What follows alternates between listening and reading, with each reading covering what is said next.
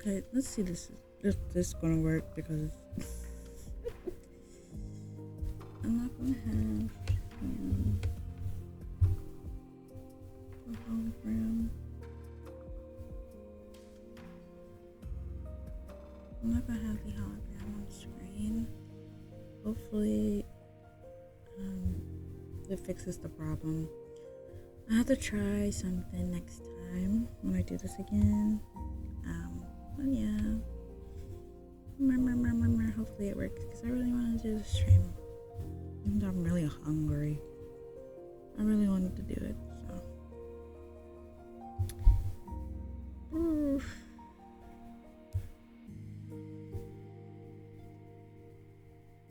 Hopefully, Anyway, let's get reading so I can get this over with. So it won't crash again. So yeah, this is the book I'm reading. You can see it from the screen. You can I found this on Amazon.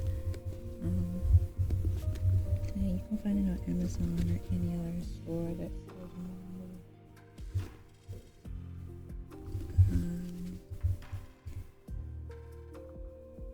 yenpress.com. You can also find it on there, on their website. Yeah.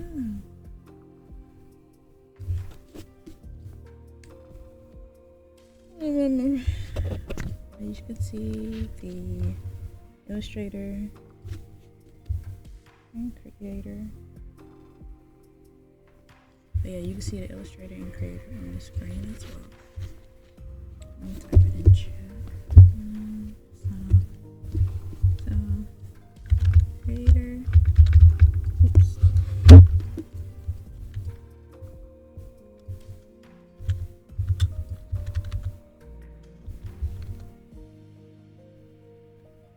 Oops, I had that capitalized.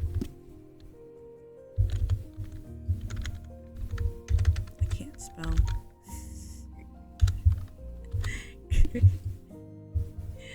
Creator, and here's the illustrator. Oh my god.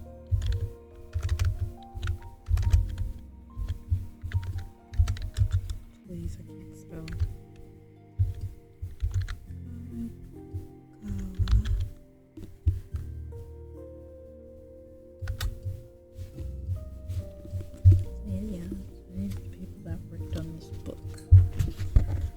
This book. Alright. The first thing I see is "You're late, my dear brother," and the 196 outcome. The art is really nice.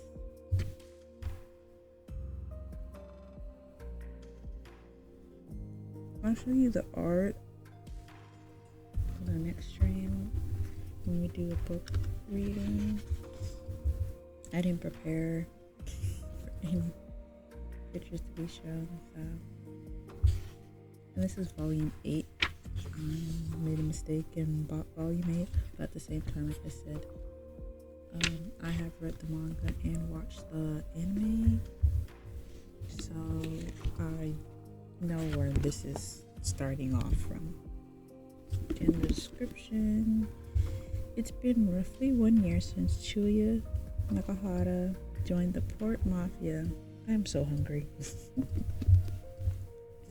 He's determined to become an executive before fellow mafioso Zomudazai. However, a man by the name of Paul Valorant,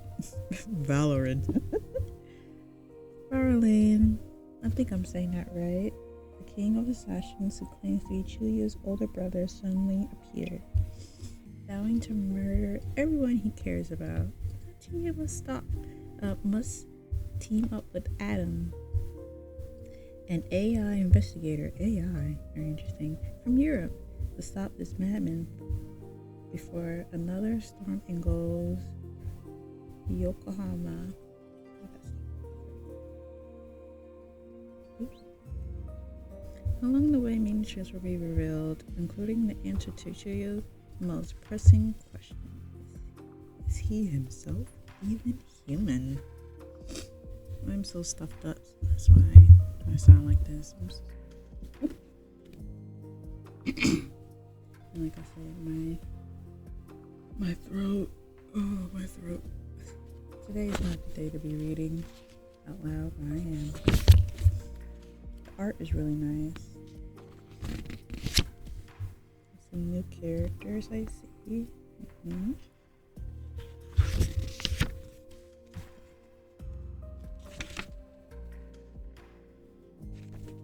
Alright, prologue.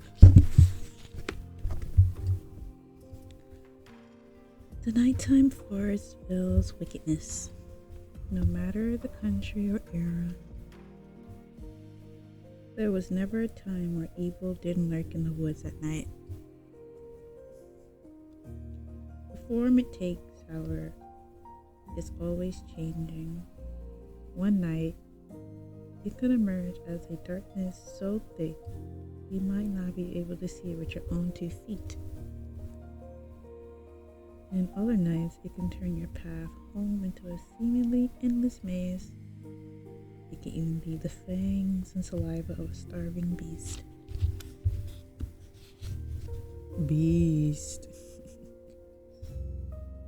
This forest wicked form that day was light. An orange light, an ominous luster, wiggling to the beat of the song that couldn't be heard. Fire. A hole in the night that was all living creatures naturally feared, a forest fire. The crackling of the trees as they burned sounded like guttural screams. I don't know why I say screams like that. Sound like I'm saying stream, but I'm saying scream. It's my list. That's what I've been up to. Fires are not fussy like people. They devour everything in their path without a single complaint, slowly flattening themselves up with wickedness. This forest will likely be reduced to mundane black ash by sunrise. That was how the forest was going to die. It would be a good 100 years or so until it came back. The culprit, the one who dealt the final blow, was lying at the center of the flames. It was all the remains of a passenger airplane. The engine's fans were still spinning, proof it had just crashed a short while ago. The body was bent straight down the middle, and one of its wings stuck out the ground like a gravestone. Nearby villagers began gathering to put out the fire and rescue any survivors. Their faces were immediately tinged with despair. No one could have survived this crash. The aircraft's torn body has been blackened by the heat. The metal craft painfully straight. It appeared that the fire had already made its way inside. Simply walking through the cabin would surely melt one's shoes to the floor within seconds. Overcome with hopelessness, the villagers started examining what was left of the aircraft. And a boy approached the wreckage. He was from a nearby village and had a hatchet for failing lumber in his hands. He brought it with him to chop down however many trees it took to keep the fire from spreading. A mere child like him, however, could only attempt to mimic what the adults were doing. This tiny hatchet wasn't even sharp or sturdy enough to cut down his grandfather's bonsai tree. Nevertheless, the young boy approached down aircraft. There might be survivors. The adults would surely praise him if he saved someone. He imagined himself being lauded as a hero, but in his heart, began to race. But his ambitions proved deadly. When the iron doors, which somehow managed to remain attached, the wreckage let out a metallic clank before snapping off and flying straight towards the boy. Nobody present would have been able to make it in time to save them, even if they tried. This was a heavy, sturdy door, probably descending from high altitude. If it was just screamed as the door crushed the child's head like putty, or at least that's what everybody thought was going to happen. The hand grabbed the doors, stopping it. But it wasn't a villager's hand. It belonged to someone within the aircraft. Is this the place? Finally, that person said calmly. A tall man wearing a blue business suit appeared. He was European, but his age was hard to place. He was most likely in his 20s or 30s. The gaze was distant in spite of the roaring flames surrounding him. Unlike the devastated aircraft which he emerged, he didn't have a scratch on him. I had no idea commercial airplanes experience so much turbulence when they landed. A whole lot of turbulence. Not bad. But as they say, everything is an experience. And experience is everything. Are you okay? He asked the boy. No need to thank me. Saving and protecting humans is my duty. At any rate, you're bound to get hurt hanging around a place like this. It doesn't matter that these doors just seem to pop off, either. Huh? While the child's eyes rolled back, the man in blue hopped out of the airplane and landed on the ground before slowly checking his surroundings.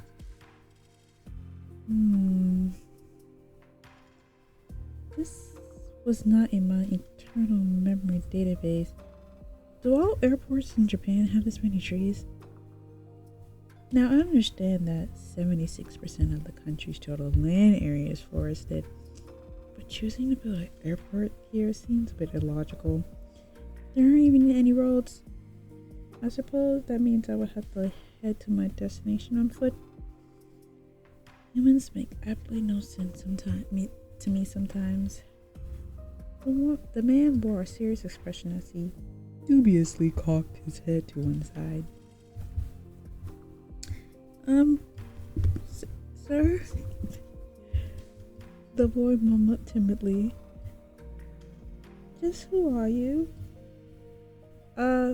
My apologies. Human society consider it. Oh my god, I can't read. Human society considers it rude to not introduce oneself, yes? The man slipped a black badge out of his breast pocket.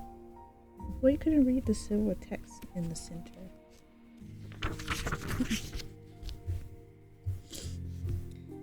I'm a detective, property of Europol.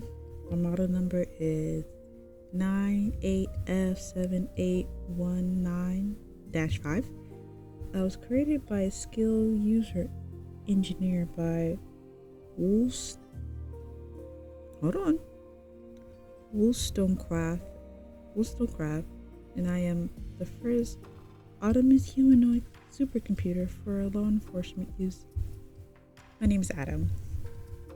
Adam Frankenstein. So funny.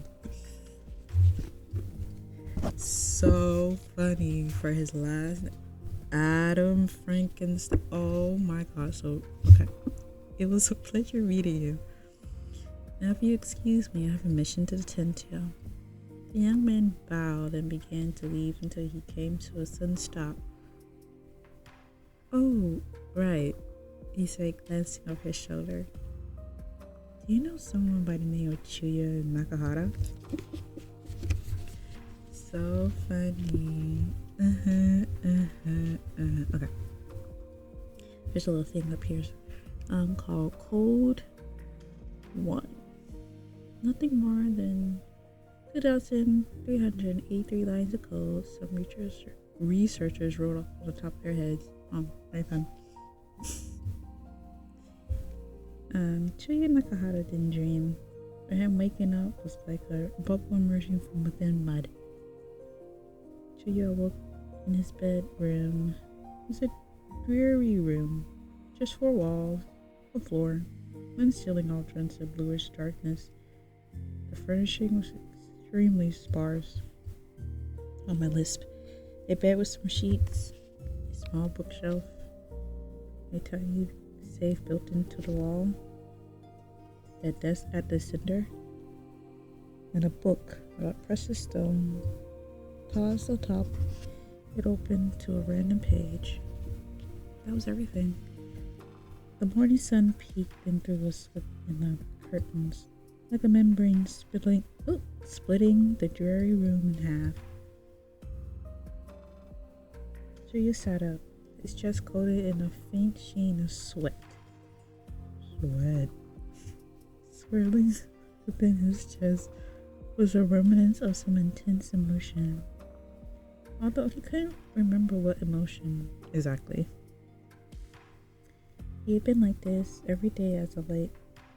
Chuya gave up trying to remember and left his bedroom to take a shower. He thought about who he was while the hot water poured down his body. Same.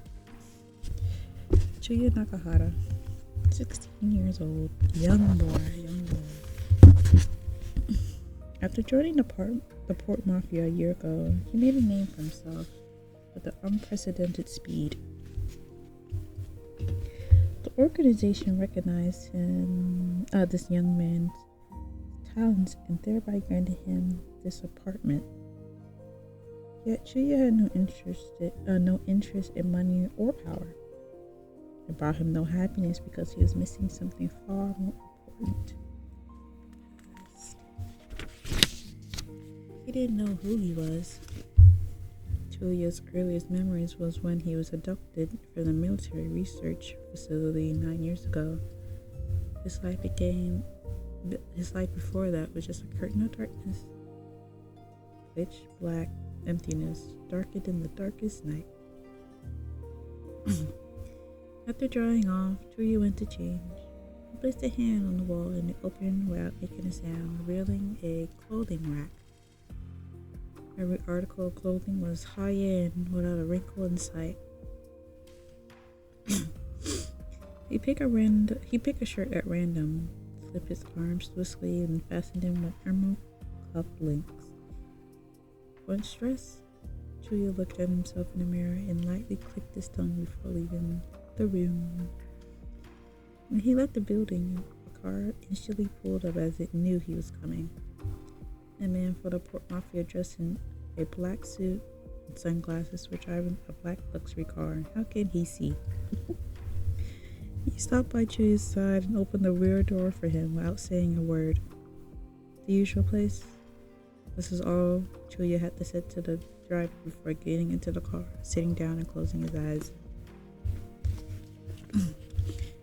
The black luxury vehicle drove smoothly through the heart of the city, using the main thoroughfare.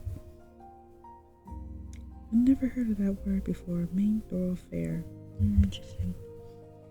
Every street and intersection was packed with commuters driving to work, but the Port Mafia car slipped past the traffic via side roads. It was as if they cast a spell that was the other drivers. It was as if they cast a spell that kept the other cars out their way. Where are yesterday's transaction records? Right here. Chuya skimmed the documents the driver handed him. They printed using a special ink that made impossible to copy or reproduce. Plus, they were written in code to prevent the police from using them as evidence if they ever got their hands on them. He looks to be having another good week, Chuya said apathetically. What a drag. His job at the Port Mafia was to monitor the circulation of smuggled jewels. Per unit weight, jewels were some of the most valuable goods in the world. amethyst, rubies, jade, diamonds. Exposed to a few elements of heat and pressure in the resulting stone, possesses oh my god, what am I saying? and the resulting stones possesses an incredible kind of magic that the moment they began changing hands. Smuggled jewels simply possess a condensed version of said magic. They are like the shadows created by a brilliant glitter of gemstones. As long as there were jewels to be sold, stolen ones were followed. And there were countless shadowy places where contraband gemstones sprang to life. A poverty-stricken miner in a gem mining district would steal precious stone for a little extra cash. A burglar would break a jewelry store display with his gun stock before leaving with the goods.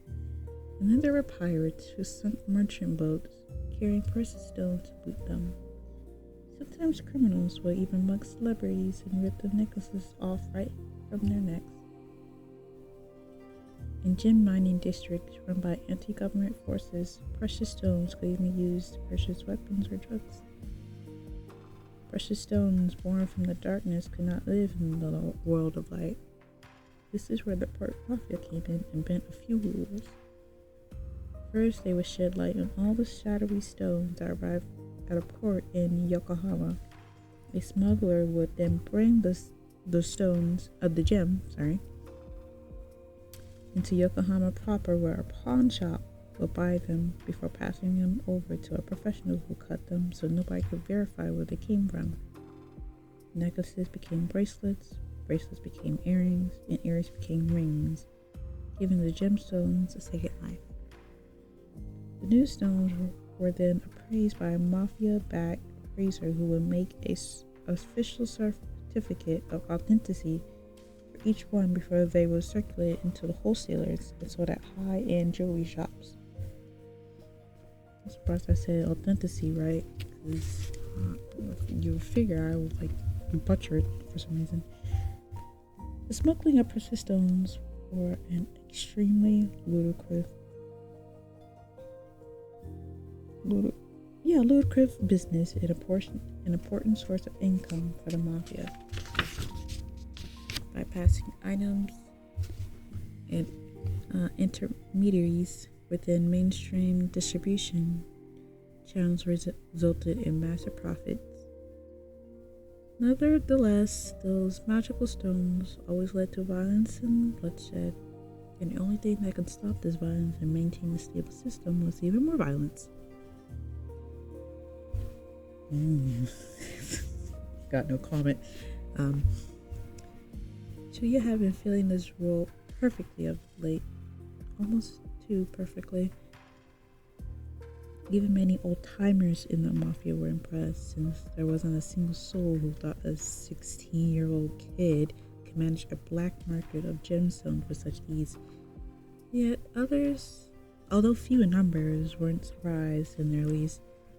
Those who had fought the sheep when Chuya was their leader. Chuya, the Sheep King, had crushed any mafia member who got in his way.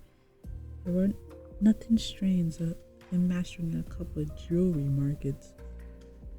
But he didn't care about anyone's surprise or praise or even envy.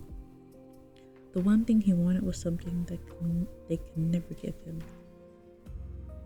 Chuya's half-heartedly tossed out documents onto the seat next to him as he was throwing a pebble. Who knows how many more years it's going to take at this rate, he grinned somewhat bitterly. The driver pretended not to hear. The luxury car arrived at the tranquil residential area right on time. Other than the calling greenfinch lying low, the area was utterly silent. No trains or cars within earshot. The mafia car quietly drove down the street until it stopped in front of one particular establishment. This brick building house, an old pool hall, and the sign outside read "Old World" in faded letters. I don't know why I said that so weirdly. The neon lights weren't turned on since the place wasn't open yet. Chuya got out of his car and the car just left as quietly as not to disturb the peaceful location. He opened the door to the pool hall and was met with 5 guns. "We ain't open yet." A man growled as he pressed a handgun to Chuya's head. "You let corpses inside though," said another man. He had a sawed-off gunshot at Chuya's chest. "Pretty careless to come along, King, wouldn't you say?" sneered yet another man, his gun aimed at Chuya's side. "Not even you will be able to block every single one of our attacks in this position," commented another man with his pocket pistol pressed against the back of Chuya's neck. "Now what's it gonna be, Gravity Boy? I promise I'll make it quick and painless if you start crying and apologize now," sounded the last of the 5 men. This one was sitting right in front of Chuya with a long-barreled gun pointing right between his eyes. Chuya was deadlocked. When they attacked one of them, the others would just immediately fire. If he tried to retreat back out the door, he'd be shot from the front. If he tried to step forward, he would be shot from behind. Chuya didn't react.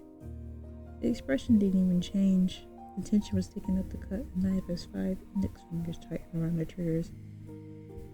Bang. A hollow blast echoed through the street.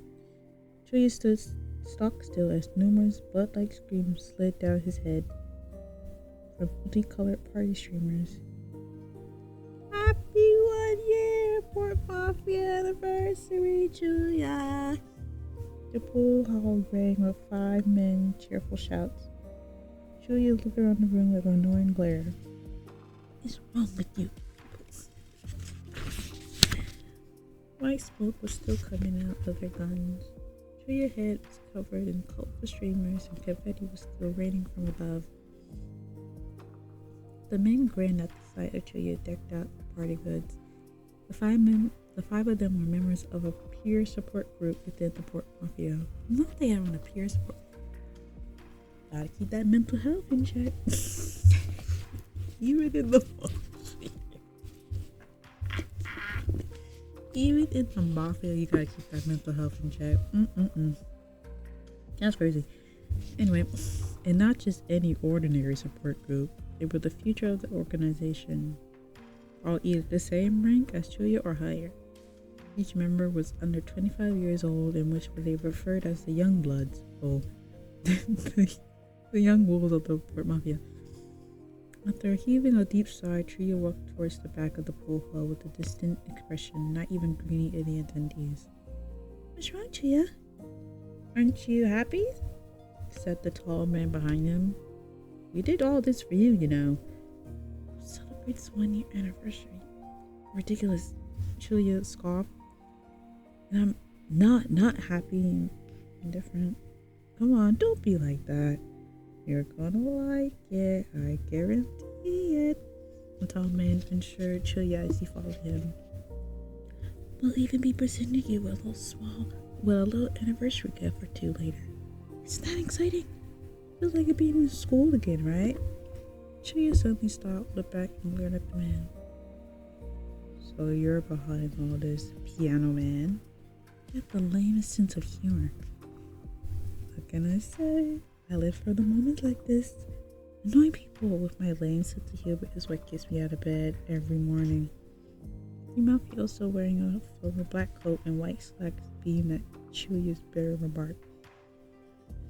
Known within the Port Mafia as Piano Man, he dressed in black and white without exception. He was tall with slender fingers and always wore an amused smile. Piano Man was the Young Blood's founder and essentially served as his leader. Plus, it was the reason she invited Julia to join the group. Piano Man was more of a craftsman than a mafioso, and he was most likely the only person in Yokohama who could create counterfeit money on a super notes indistinguishably, from the real thing. I always have a hard time saying that word. I don't think I even said it correctly anyway. However, he could also be quite fickle, missing deadlines by months, that the counterfeit notes didn't meet his standards, even if they doing so went against the boss's order.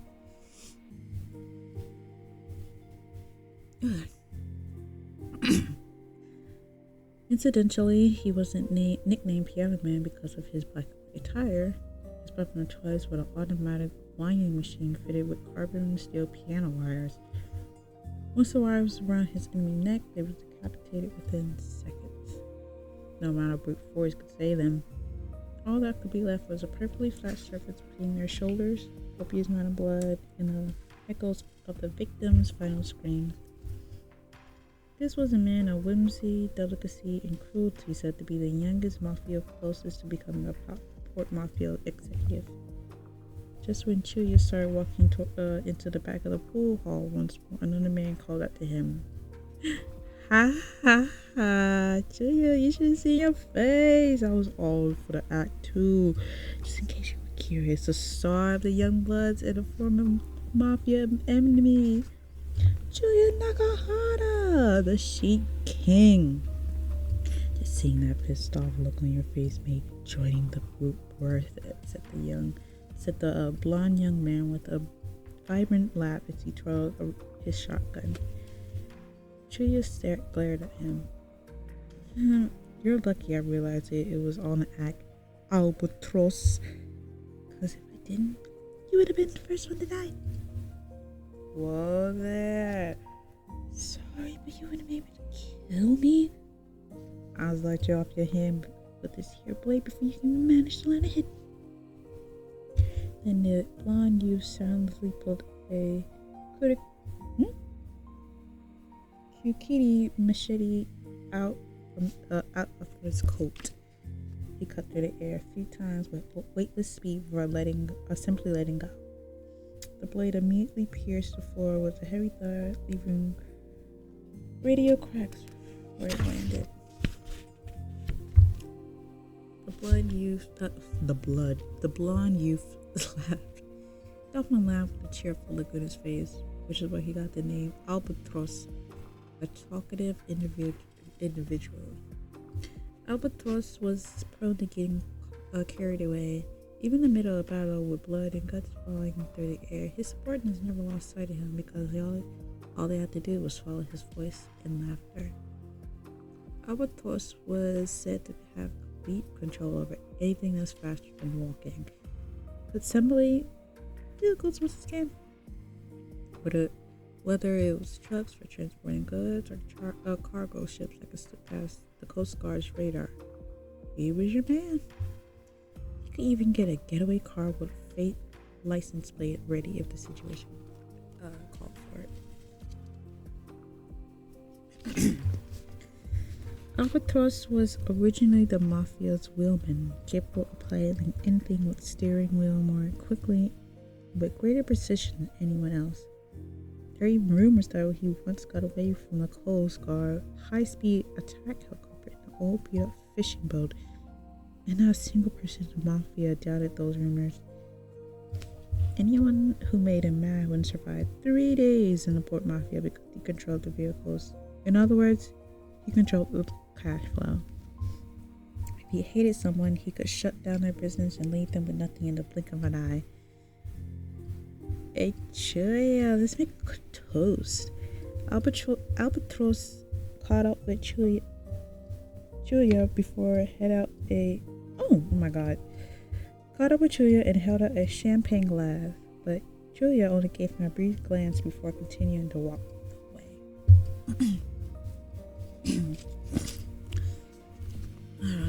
My throat. My throat.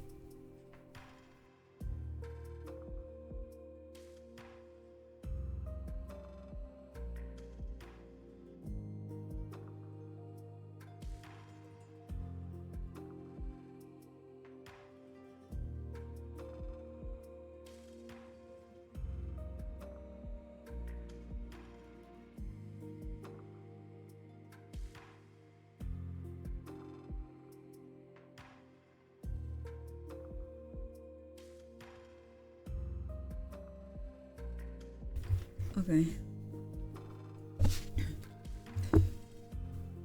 I was like, okay, yikes. Someone wake up on the wrong side of the bed today, said Albatross.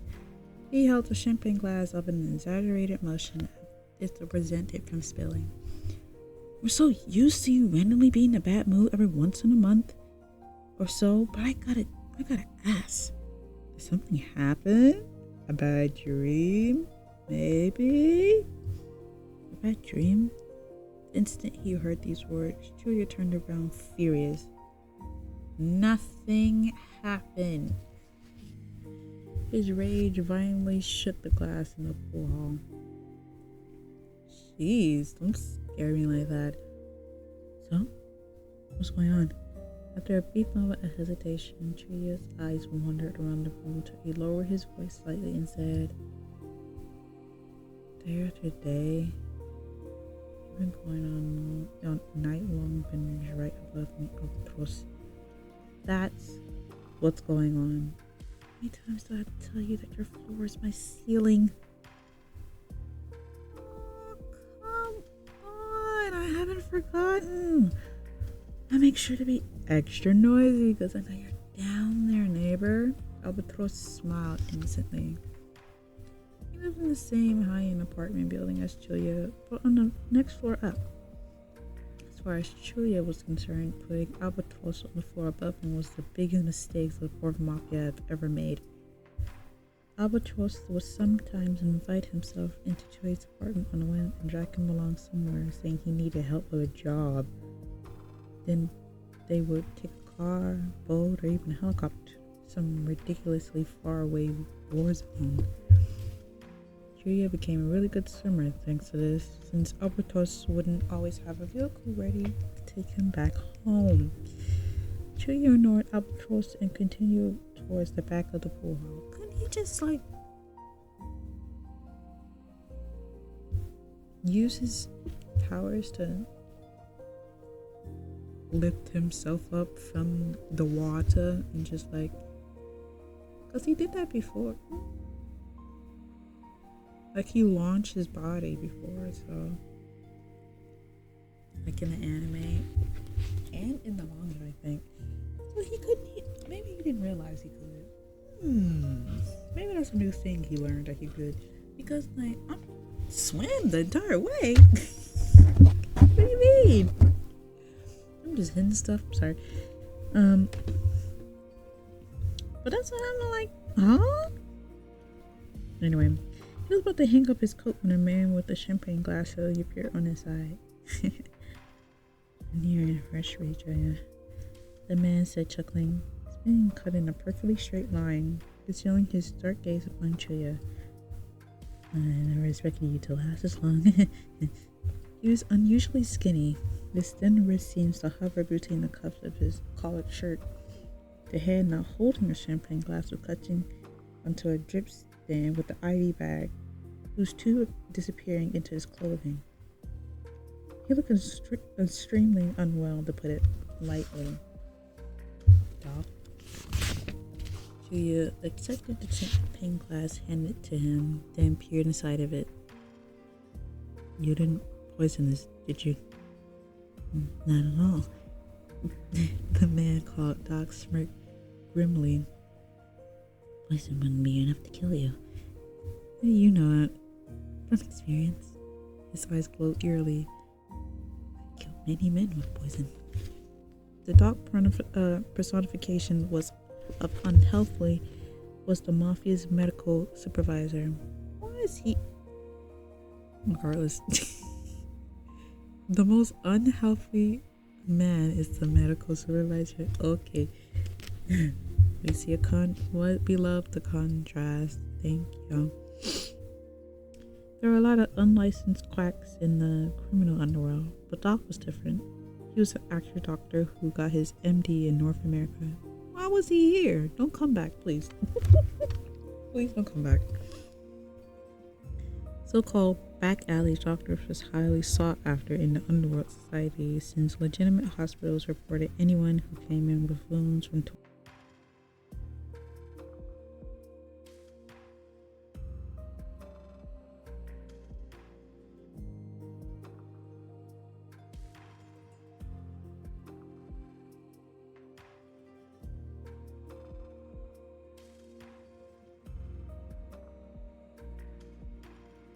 parental treatment.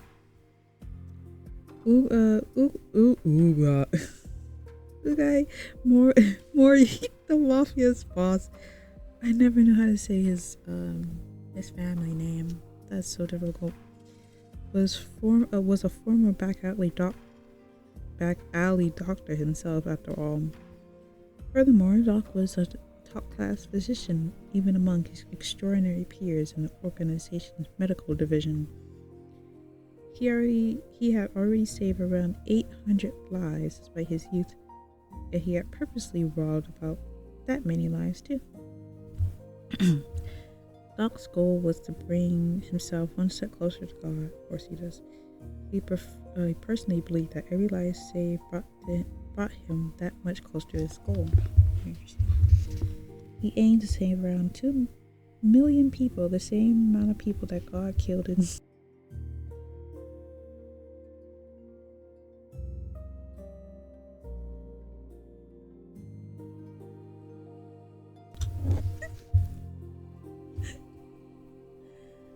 so funny. I think I'm muting myself by accident. I'm sorry. Okay, I didn't mute when I was reading. That was why he joined the mafia, where he calmly waited for a massive war that would see countless lives die like insects. What a lineup! What a lineup. Honestly, he wasn't expecting to see you here too, Doc. Chuya immediately as he looked around the hall. Why the hell was everyone invited here for just a 1-year anniversary though? Allow me to explain. A young man with a... Oh, wait, that's not him. Okay. Allow me to explain. A young man with a kind voice slowly approached him. Because the first year in the mafia is the hardest. The man smiled. A very sweet, attractive smile. Perhaps thanks to his unusually handsome face. His captivating beauty was unparalleled. If he was dressed in men's clothes and style, women would be swept off their feet. The same would happen to men if he was dressed in women's clothes. Oh my god, nice. The first year after joining the mafia is the hardest period. It's a dead man's curve, so to speak. Within the first year, most people either run away, get killed on the job, or get snuffed out of the organization causing problems. That's why today is the day to celebrate your survival. What? Didn't think I was gonna make it, Lipman? Asked Chuya as he glared at him. Oh, no, I knew you could do it, replied the man called Lipman. Oh, wait, was he in the anime Lipman? I think I recognize that name. Lipman with 2 N's.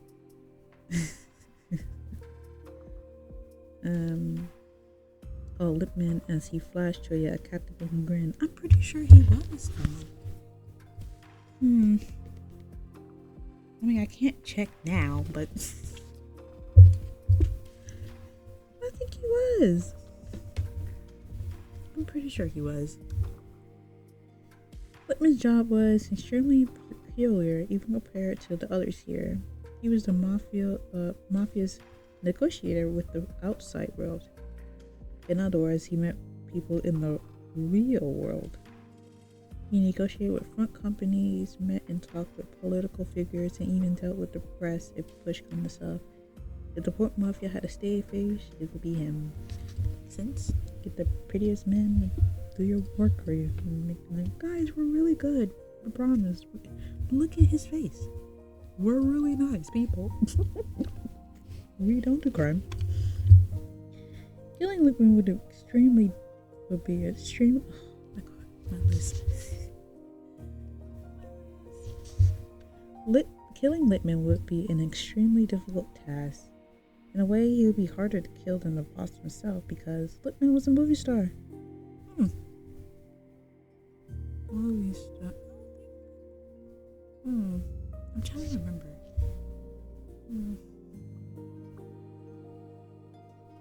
Lipman. That name sounds familiar though. For Bungo Stray Dogs. They maybe just probably like mention him or something. Yeah, countless passionate fans abroad, if he's murdered or went missing, all top news agency worldwide would rush to cover it. A news story that would massive would immediately have people everywhere searching for his killer. And that was something a criminal enterprise wanted to avoid at all costs. Furthermore, Littman himself is an extremely powerful skill user with the ability to react to, encounter, and Dagger's thirst for blood. Therefore, it would be impossible to kill him without leaving any evidence. What does that supposed to mean? React to? Let me see.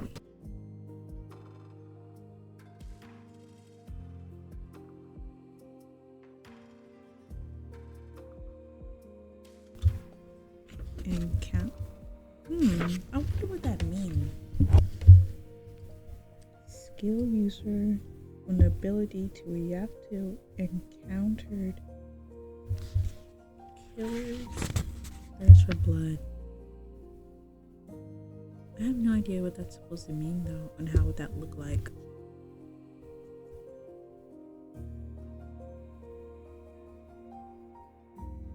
I don't know what that would look like. Therefore, it would be impossible to kill him without leaving behind any evidence. If his killer's name got out, every major news organization in the world would be chomping at the bit to expose the person's history, motive, and who's backing them. Whatever organization ordered the hit would lose any privacy it once had, and that spell it's in. Murdering Littman was a death trap, a bomb that would go off the moment he died, hence why nobody had the guts to lay a hand on him. His fame wasn't his only weapon either. He was a born actor with the gift of gab and an impeccable negotiating skill, plus a beautifully chiseled face. Littman was especially good when it came to negotiations with people in the real world, solved most of them the fact he sat down at the table. They said that twice. They already said that one. I think they repeated that twice, yeah.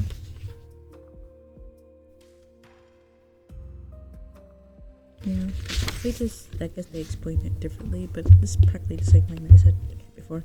Anyway, I do that too when I write. I try to make sure I don't like write the same thing over and over again, because usually like when you stop writing and take a break and like come back to it, you may like write the same thing over again without even realizing. So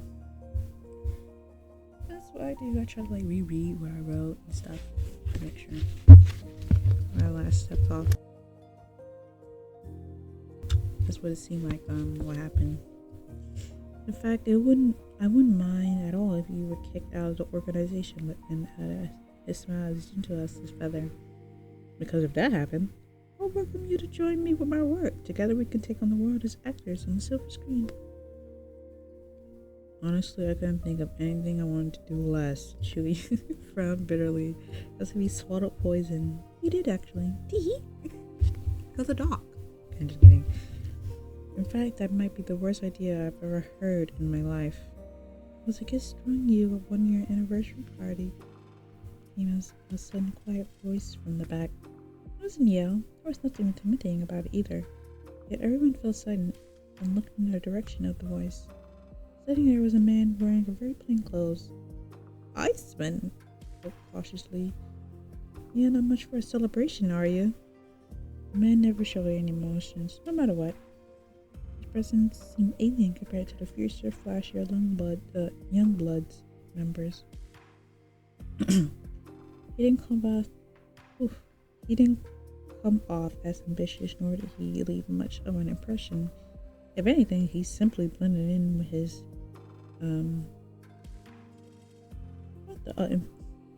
environs like the darkness of the night. Environs? I never heard of that word before. Environs. That was Iceman's most senior member of the group after Piano Man. He was a quiet, expressionless individual who liked simple clothing. I like him. Watch he be like the worst person. He seems nice. Even his work was extremely simple, especially in the mafia. He was a hitman. Okay, never mind. He's good in my book, apparently. And by the topic of mafia characters, anyway, he didn't use his skill to kill his target. He wouldn't even use a gun. I simply carried a knife on his person. But not even that was for work purposes. He often used something. Oh my god, I keep hitting stuff. He often used something in the immediate vicinity: a pen, a bottle of booze, a lamp board. No reference. Anyway, the moment anything found its way into his hand, it became a deadly weapon, far more dangerous than a bullet. Hence why he could kill a person no matter what he was, whether it be a desert, a palace, or even a big boat. I said if that was a reference because we're taking one point by the way.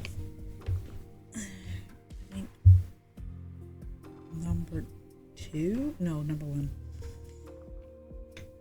Yeah, number 1. Go to the library. And Iceman had an extraordinary gift as well. He could feel it in his bones whenever someone used a skill near him. What? What is these powers? He feel it in his bones? That's just intuition. Please. Please. This wasn't thanks to any special ability or technology. It's simply exactly how his body worked. Oh thank God. I'm like, ain't no way that's his ability. Anything else, please. That's why he instinctively knew at the moment's notice the best time and place to kill somebody. He made his kill ratio far higher than the average combat type skill user. And it led to the mafia to put so much trust in him too. Without skill, neither the special division for unusual powers nor the military police skilled crime task force has ever had him on their radar. No one got in his way. He was like a shadow. People in the mafia believe it was if anyone wants to kill Chuya, Iceman would be most likely. No! Chuya! Oh well. Not about me. Wasn't expecting you to come to a party for me, Iceman. I thought you hated me. Chuya flashed up her provocative smile. We went toe to toe when I was still with the sheep. Doesn't that help? Doesn't help that you failed to assassinate me? But that really hurt you feel your rep. Can't read. I was against having a party, but not because I don't like you. I don't have any grudges either. I just didn't want to anger you for no reason. Iceman's tone was flat and consistently unemotional. We all know you'll make it past your first year. What?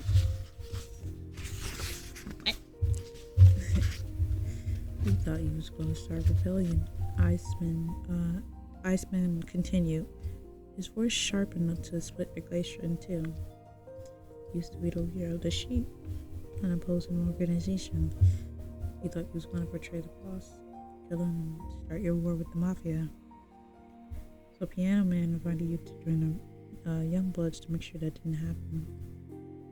Chuya glanced at Piano Man, who was watching the exchange with a blank expression. Neither confirmed nor denied the allegations, but meant she was true.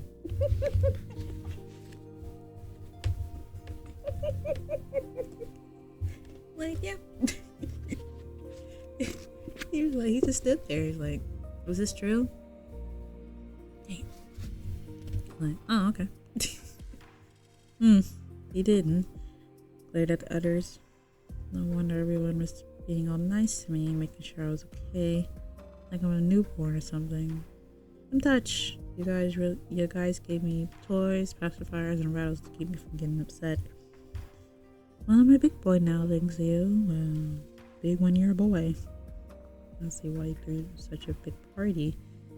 He crushed a champagne glass in his hand, sending the liquid through the air.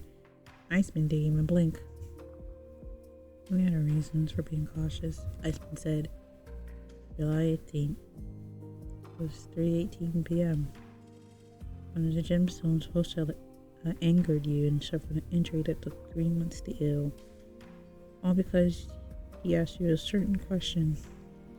A simple, thoughtless question. But the moment you heard it, you threw him all the way to the roof of a 3-story building. I did? Can't remember. So your gaze was sharp, unlike his tone of voice. How about you ask me that same question then, so we can check if you still got the guts, that is. Julia is always... Julia is so annoying.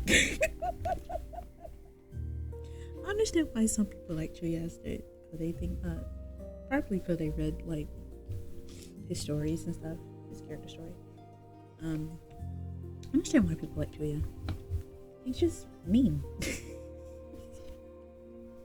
And annoying. That's it. I mean, he's funny too. Later on when he was older, but he's just mean.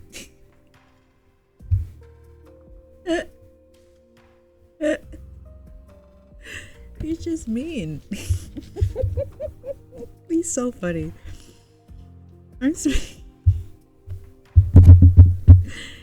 Iceman remained silent. He spent the next 5 seconds so expressionless he might absorb all the emotion in the room, then replied, "Are you born?" She immediately grabbed Iceman by the collar and violently pulled him close. The sound of fabric ripping followed as Iceman tore. Oh my god! The sound of fabric ripping followed as Iceman's shirt tore at its seam. I still couldn't do it. What are you doing? As Iceman asked, still expressionless as he looked down at Chuy's hands. That depends on you. Chuya didn't loosen his grip. Hey, come on, that's enough. Albatross pleaded anxiously from Chuya's side, grabbing him by the arm. Don't let a little question like that anger you, Chuya. That's not you. That's for me to decide, damn it. I'll kill him if I have to. He's so funny. Dang it. Chuya swiftly knocked Albatross' hands away, causing Albatross to stumble backwards. I'm tired of saying Albatross. Please.